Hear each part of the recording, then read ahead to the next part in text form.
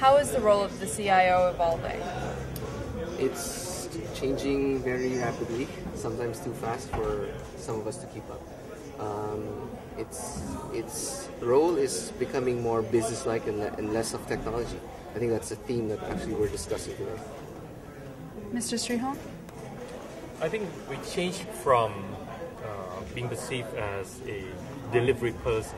I mean, business has a prompt, come to us asking for solutions, to more a direct contributors to growth, innovations, and taking the organization beyond what it is currently being able to do.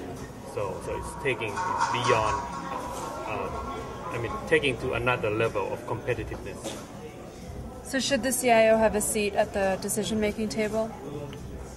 It should, and it will be very beneficial to that organization, to the CIO, to allow the CIO to have a voice. But the CIO themselves need to prove that they're worth it. They are also making positive contributions to that, to whatever business issues that are being discussed in that table. They deserve it. They deserve a seat on the table if they can contribute, and it's their work and the results that are going to determine if they have a seat. They don't get a seat just by virtue of being CIO. It's their performance that's going to go and get them there. And you spoke earlier about some of the issues that you're facing with regards to attracting talent in Asia, because the labor market is basically facing a lot of offers for people working overseas. Would you like to elaborate on how you're dealing with talent management issues? You can't retain some people. You just don't have the things that they're looking for. So what you do is you go and find things that that are unique about your organization that will attract some of these people, or at least give them second thoughts about moving.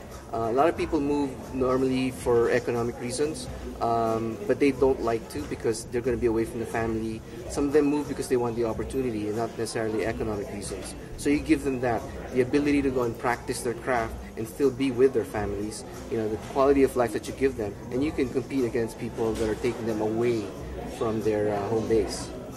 Mr. Srihong, how are you dealing with talent management issues? I personally overseeing that because I believe this kind of thing did start from the top. We addressing a number of issues like the leadership team, that everybody needs to start become a real leaders, work a lot on coaching skills.